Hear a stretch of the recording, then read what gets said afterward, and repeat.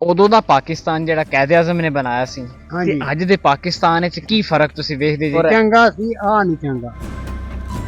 पाकिस्तान बनने से पहले एक दूसरे से बिछड़े पक्के जिगरी यार और 80 साल बाद इनकी दोबारा मुलाकात हुई। ਜਿਹੜਾ ਕਾਫਲਾ ਹੈ ਨਾ ਸਾਡਾ ਪੰਜਾਂ ਚੌਂ ਪਿੰਡਾਂ ਦਾ ਕਾਫਲਾ ਸੀ। ਇੰਨੇ ਜੀ ਸਨ ਉਹਨੇ ਕਿੱਲੇ ਮਿਲੇ ਨੇ। अस्सलाम वालेकुम ਵਾਲੇकुम अस्सलाम। बाबा जी, क्या हाल है? तबीयत कैसी है आपकी? ਅੱਲਾ ਦੀ ਕਰਮ ਨਵਾਜੀ ਰੱਬ ਦੀ ਰਹਿਮਤ ਹੈ। माशाल्लाह ਤੁਸੀਂ ਤੇ 100 ਸਾਲ ਤੋਂ ਜ਼ਾਇਦ ਤੁਹਾਡੀ ਉਮਰ ਹੋ ਗਈ, ਹਾਲੇ ਵੀ ਤੁਸੀਂ ਤੇ ਜਵਾਨ ਲੱਗਦੇ ਹੋ। ਜਵਾਨੀ ਜਿਹੜੀ ਆ ਨਾ ਉਹ ਹੋਰ ਚੀਜ਼ ਹੈ, ਬੜੇਪਾ ਹੋਰ ਚੀਜ਼ ਹੈ।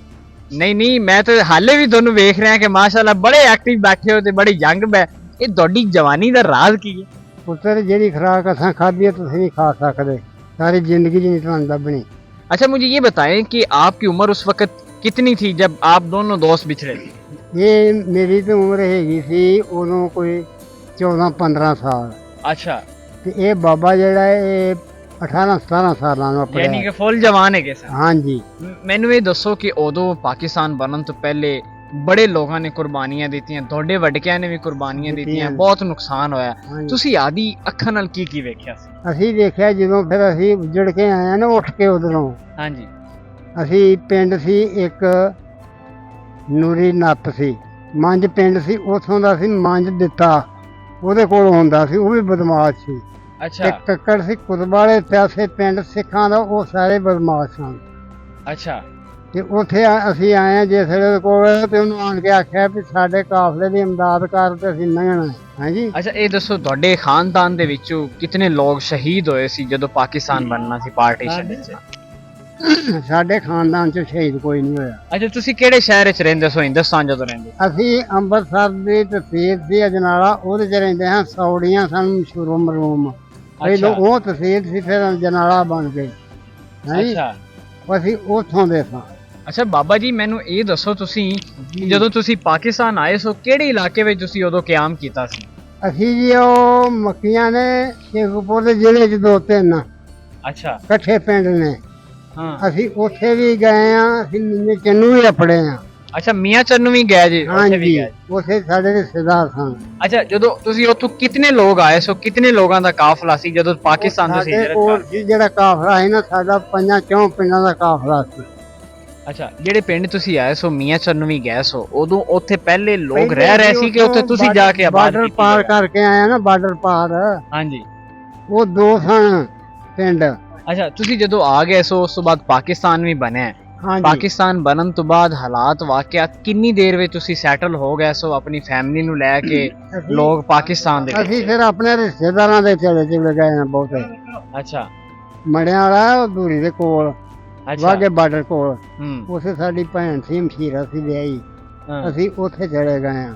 ਤੁਹਾਨੂੰ ਉਦੋਂ ਕਿੰਨੀ ਕੁ ਜ਼ਮੀਨ ਦੇ ਤੁਸੀਂ ਉਦੋਂ ਕਬਜ਼ਾ ਕੀਤਾ ਸੀ ਜਿਹੜੇ ਤੁਹਾਡੇ ਅੰਡਰ ਵਿੱਚ ਆਈ? ਜਿੰਨੇ ਜੀ ਸਨ ਹਾਂ, ਉਹਨੇ ਕਿੱਲੇ ਮਿਲੇ ਨੇ।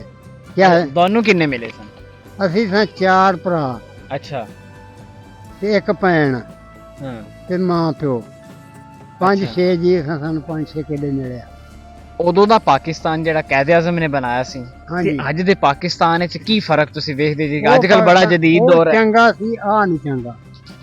ਇਹਦੇ ਵਿੱਚ ਕਿਵੇਂ ਫਰਕ ਹੈ? ਉਦੋਂ ਕਿਵੇਂ ਇਹਦੇ ਚ ਚੱਲਦਾ? ਫਰਕ ਹੈ ਜਿਹੜੇ ਹੁਣ ਦੇ ਨਾ ਇਹਨਾਂ ਦੇ ਸਾਰੇ ਫਿਰ ਭਰਾ ਵਜ਼ੀਰ ਹਾਂਜੀ ਵੱਡੇ ਹੂੰ ਉਹ ਸਾਰੇ ਡਾਕੂ ਨੇ। ਕਾਇਦ ਆਜ਼ਮ ਜਿਹੜੇ ਨਹੀਂ ਉੱਠ ਕੇ ਆਏ ਨੇ। ਹਾਂਜੀ। ਅੱਛਾ, ਜਿਹਨੇ ਤੁਸੀਂ ਉਦੋਂ ਕਿਹਨੂੰ ਸਪੋਰਟ ਕਰ ਰਹੇ ਸੀ? ਫਾਤਮਾ ਜਨਾਹ ਨੂੰ ਕਰਦੇ ਸੀ? ਅਸੀਂ ਮੁਹੰਮਦ ਦੀ ਜਨਾਹ ਨੂੰ ਸਪੋਰਟ ਕਰ ਰਹੇ ਸਾਂ, ਹਾਂ। ਫਾਤਮਾ ਉਹਦੀ ਭੈਣ ਨੂੰ।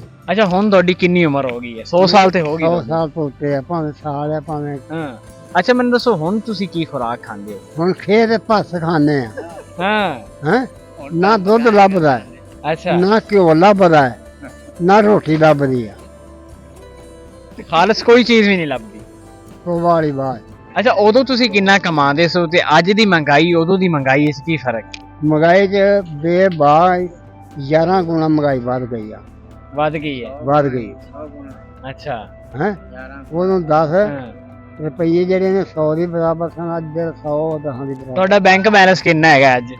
ਸਾਡਾ ਬੈਂਕ ਬੈਲੈਂਸ ਕਾਹਦਾ, ਅਸੀਂ ਤਾਂ ਆਪਣੀ ਸ਼ੁਕਰ ਕਮਾ ਖਾਣੇ। ਸਾਡਾ ਬੈਂਕ ਬੈਲੈਂਸ ਕੋਈ ਨਹੀਂ ਪਾਈ, ਅੱਛਾ, ਕੋਈ ਪੈਸਾ ਨਹੀਂ। ਬੈਂਕ ਬੈਲੈਂਸ ਨਹੀਂ ਬਣਾਇਆ ਤੁਸੀਂ, ਜੋੜਿਆ ਨਹੀਂ?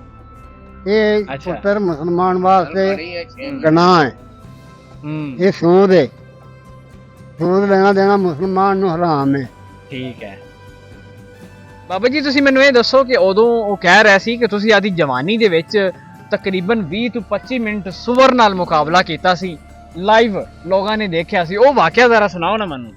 12 ਭਰਾ ਤਾਂ ਚਾਚਾ, ਅੱਛਾ। ਅਸੀਂ ਫਿਰ ਧੱਕੇ ਨਾਲ ਲੱਗਿਆ ਹਾਂ। ਜਿਹੜਾ ਗਵਾਲਾ ਪਾਸੇ ਸੰਭਾਲੀ ਗਿਆ, ਜਿਹਦੀ ਬਣੀ ਹੈ ਦਾਣਾ ਪਾਣੀ ਰੱਬ ਲਿਖਿਆ, ਉਹ ਆਇਆ ਦੂਜਾ ਸਭ ਖਤਮ।